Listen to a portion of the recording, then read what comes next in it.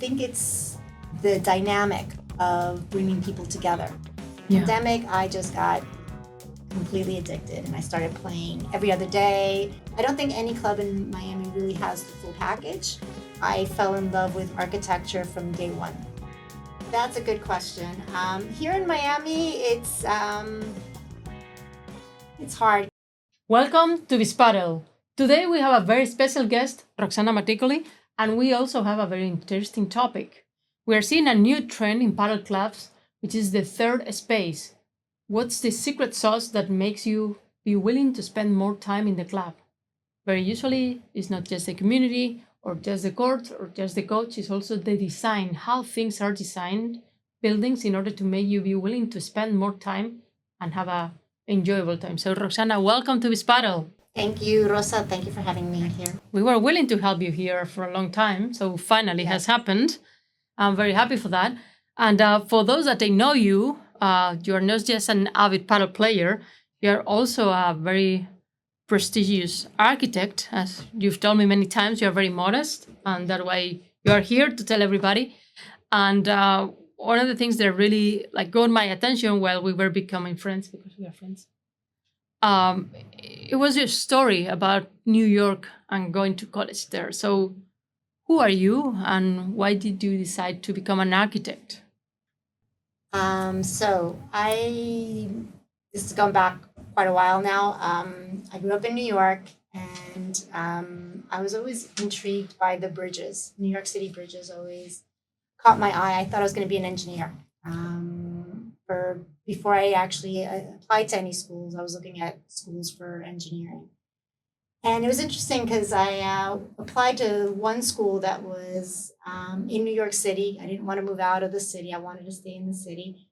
And they were known for engineering, art, and architecture.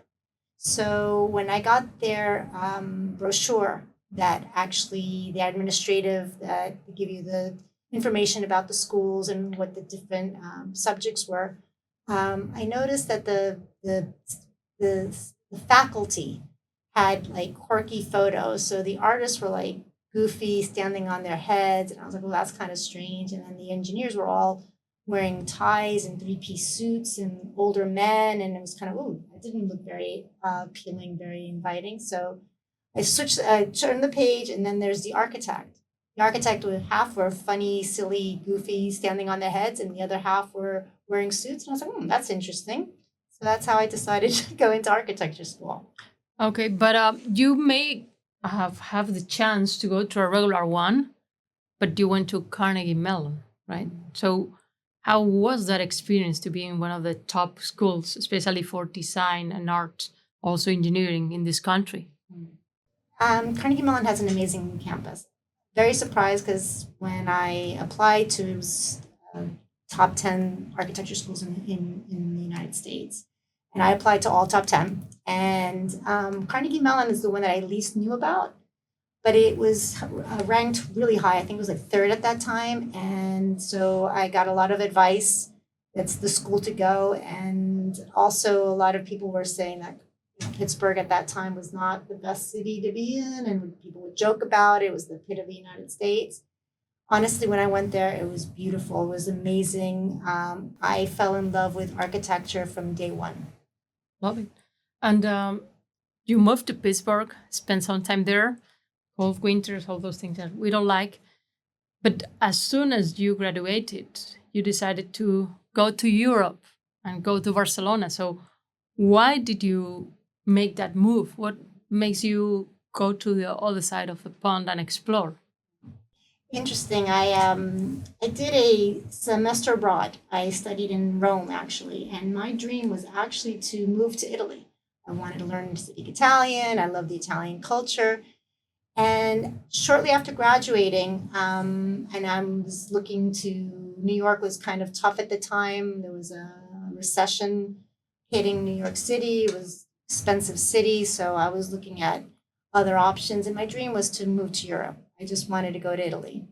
And I got an opportunity to go to Barcelona, and I fell in love with Barcelona. It was just such a beautiful city. It still is, I think. It has its things and all that, but I'm a Madrileña myself, and I love Barcelona. So I love it, and I support Barcelona, Football Club Barcelona. That's my team. So then Atletico. But what did you do there? Because I think you were in Barcelona in a very special time for the city, something that really changed the face of the city, not just internally, but also internationally. So what year was that? What was going on at that Barcelona? I had the amazing opportunity of working for the city of Barcelona. This was right before the Olympics. So the city of Barcelona had organized this sector. So 1992, right? Yes, So that's- 1991, I Okay. was there. So it was working up towards the Olympics. And Barcelona was going through an amazing renaissance. All the roads were under construction, all the public areas were under construction, parks were being built. It was just a very energetic, exciting time of life to be in Barcelona. And I had the amazing opportunity to be a liaison between the local architects and the artists like Klaus Oldenburg and Roy Lichtenstein. So I worked closely with the architects that were doing the urban planning where these pieces of art and sculptures were being installed. So I had to just an amazing experience. So right after that, instead of going back to New York, I think you made a kind of a life-changing move because you came to Miami, right? Yes. So Yeah. what was in Miami at that time in order to make you move here after New York and Barcelona? Yeah. I kind of fell upon Miami Beach. At that moment, it was a buzz. Everyone was talking about it. Even Roy Lichtenstein said, "Oh, Miami Beach," because I think he had done also a public sculpture installation here in Miami Beach, and said that Miami Beach was changing and it was growing. And so I actually came on vacation, Okay, wow. and I never thought I was still living in Barcelona. I just came to, get away from the New York cold because I had gone home to see my parents, and it was freezing. So my friend and I came down to Miami Beach, and I just loved the buzz, the energy. There was just so much going on. Everything was changing and growing. So I felt that I had an opportunity here. So I actually packed my bags, 2 suitcases, and I moved to Miami. And you're still here Yes. a few years later. So now let's talk about paddle a little bit. How did you discover this sport? Because I think you have like two different phases. Just that thing was there and then getting into it as a passionate player. Yeah. I first stumbled upon paddle like late 80s in Buenos Aires. That's where my family's from. I was watching my cousin play a tournament, and I remember the courts were these concrete walls and concrete floors with a net, and just there was no real interaction with the. I remember sitting on the floor, and it was just funny. It seemed like an easy game, but I didn't really pay much attention to it at that point. A few years down the road, I drive past a tennis club in Aventura, and I see this like mini tennis court surrounded in glass. And I was like, what's that? And then I was like, wow, that's the paddle court. So there was like a big change in paddle at that time. It hadn't really, the bug hadn't really bit me until the pandemic. Pandemic, I just got completely addicted, and I started playing every other day. By then, there was a lot of clubs opening up. They were in warehouses and vacant lots. They were just popping up in Miami Beach, in Miami. And I was just hooked. So now let's talk about the clubs themselves, because we've seen clubs, as you say, on a parking lot. Those are better surrounded. Some have the clubhouse, some other are like almost automatic, or they don't have like a desk to like as a reception. What different club styles are you seeing right now in general? Because not just in the US, you've been to Italy to play, you've been to the UK, several places. So what are the things that right now that you have more, let's say, inputs you're seeing coming and going? Well, one thing that I've been noticing recently is just that there's a lot of clubs that are now being designed for paddle. Until now, they've always been reformed courts on a tennis club, not really designed for paddle. And now we have, I think, if I'm not mistaken, Reserve is the first one to actually build a structure for interior courts in Miami. So it's really getting exciting. There's just so many opportunities right Yeah, and I think New York kind of paddle house has that too, right? now. Right. Yeah. So like creating a structure. And when you just get into a club, what's the first thing that gets your attention? Not from a player point of view, but more from your architectural background. Well, the first thing that I sense is, I guess, the entrance. The entrance is very important. Is the entrance well marked? Does it say, many times you show up at an entrance and you don't know which one, how to get into the club. It's important also to be greeted. So a reception desk. A lot of clubs don't have reception desks. So I sense it's like, okay, where am I supposed to go? Which way am I supposed to walk? Circulation is very important. Also, where the bathrooms are. Is it clear to find the bathroom? Sometimes I'm in a match and I don't know where the bathroom is. I didn't ask before starting. So those are the things that I first perceive when I walk into a club. Lighting also, acoustics, if it's too loud. Yeah. So those are all things that kind of bring my attention when I. Great. So we are seeing lately a trend, which is the third place or the third space, which is combining a place in which you can work and also do some wellness activities, and paddle clubs are just engaging into that. How do you see that trend is getting into paddle? That's a good point. I think paddle is an amazing place for that to occur. You have all the aspects of wellness that are related to sports. So you could have a spa, you can have therapy, you can have things that you can factor into a club. There's also co-working. You can create areas that you can work. I think it's the dynamic of bringing people together, and I think a club like a paddle club has that potential. I think it's very important that key thing you are saying, because it's easy to say that you put it and if you build it, they will come. Yeah, sure. But how do you design a space in which people are willing to spend more time and also communicate? I think one of the key things of paddle is that it's a very like social sport. You connect naturally with people. So if you can create a space in which people do that and engage, it's totally different. So how does design reflect that? How can design push people to be more social without feeling really like obligated to do that? I think design has tools to create an environment that eases the boundaries. So you can do it by the way you lay out a seating arrangement. You don't have to. You might have one long communal table, so you're sitting, and then someone comes sits next to you, and you don't really need to be of the same group, but you can kind of interact, make a comment about the smash that just went out of the court.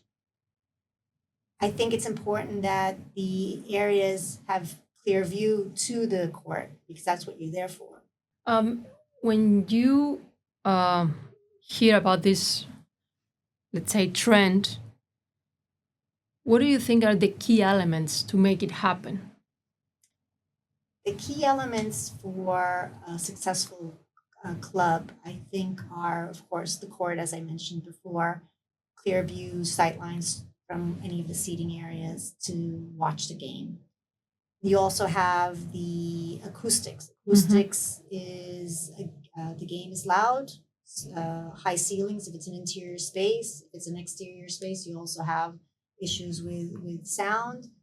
I think it's acoustic design is usually neglected and not considered, but that's a key factor to make a successful club. Lighting, the way the greenery, the spacing, the feeling, the materials also give you warmth and coziness and inviting.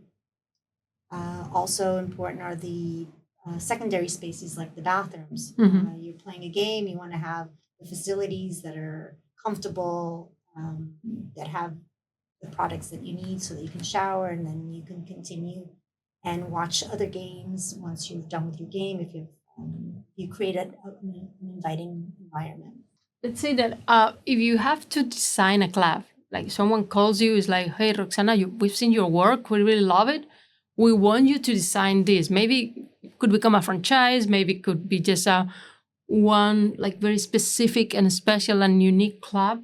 But what are your non-negotiables when you want to build not just a paddle club, but any design? What are your, let's say, your brand?" I think key factors in designing a club is, besides obviously the courts that are very important, is the space created around the courts. That secondary space, which is where people are grouping together, having conversation, and usually food is a key important. For example, the places I most like in Spain usually have a little chiringuito, which is a little place that serves local food, and it's, get a beer and you have your meal and you choose to stay there. And you have time like in M3, no? Yeah. This Yeah, is, it is. I mean, it's great. I think almost all of the clubs that I went to in Spain had that factor that I feel is lacking here in Miami. You don't have you can't even grab a beer at some of those places. Used to, but I don't know why it's now. I think maybe it's complicated to have. Yeah, maybe we don't know why, but we're not finding that more community aspect, I would say, here lately. And what do you see in Miami lately? Now there are more clubs. We went from Real and Wingwood to Padel Reserve, the one on the beach like Point, but also Sunset, and a lot more that I cannot mention all of them because now there are a lot. Ultra, of course. So, what do you find that makes Miami special with paddle right now? Because there are all styles. One thing that I've noticed is in Miami, especially because of the weather here, is we have a lot of outdoor courts, and we're challenged because of the weather. You have the rain, you have the sun. What surprises me that we haven't really incorporated canopies. It just seems like a canopy would make sense to have shade and protect the courts from the rain. I think it's important to have the outdoor experience. I prefer, it's nice to have both options, but I don't want to give up the outdoor experience. I think that's key, especially in a place like Miami. Yeah, Miami. You really enjoy it. Yes, I really it's like nice it. all year round. Those sunset games, well, you have the Miami colors. It's a differentiator. I totally agree with you in that. And one of the things that people sometimes they are like too entitled or something like that they decide to start building and just talking with the contractor, but skipping the interior design or the architect. So, how do you handle that approach? Why is it important to have an interior designer? I think the interior designer has a sensitivity of how to create a space that's welcoming. That's something that adds value to the club. There's lighting, there's acoustics, there's a lot of subjects or key principles of creating a successful space that an interior designer brings to the table. I see. And I have a kind of a quick fire, What's your favorite club? Which is your favorite club you've played ever? That's a good question. Here in Miami, it's hard because you have. They're not gonna watch it. You can be things very change. sincere. Things change. I think at the moment, Ultra has probably the best setup. I think it doesn't have everything. I don't think any club in Miami really has the full package. It would be great if they had higher ceilings in the interior courts.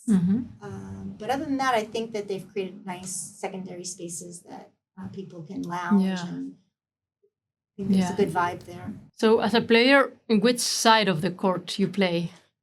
I play on the right. I'm very safe. I don't have the power and the punch of the person on the left. So I enjoy controlling the game. Yes. Okay. And what's your, let's say, your favorite match? The one you enjoy the most? Like, who are the players? I love playing with people that are my level. I don't like being thrown into an environment where I'm getting smashed all the time. I like it is hard. It's really hard to find a group of people that all play at the same level. It's. I also enjoy playing with beginners. Okay. I like getting new people into the sport. So it depends, really. Okay.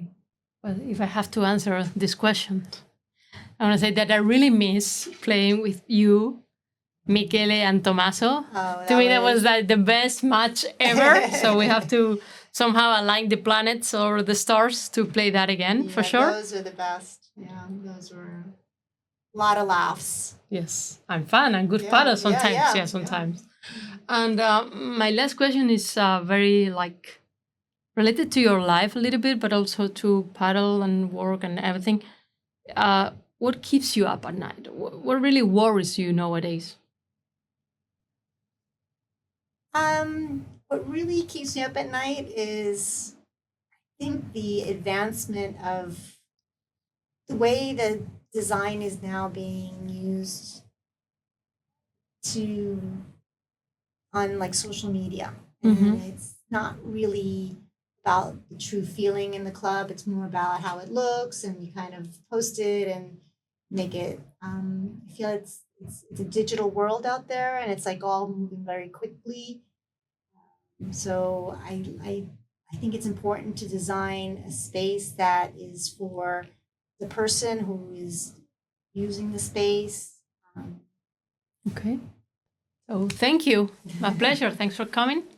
And hope Thank to you have so you much, back Rosa. and see you designing and signing a lot of clubs. Yes, thank Let's you, see, Rosa. I of course. appreciate your time. Of course. Now time. Come on, in the audience.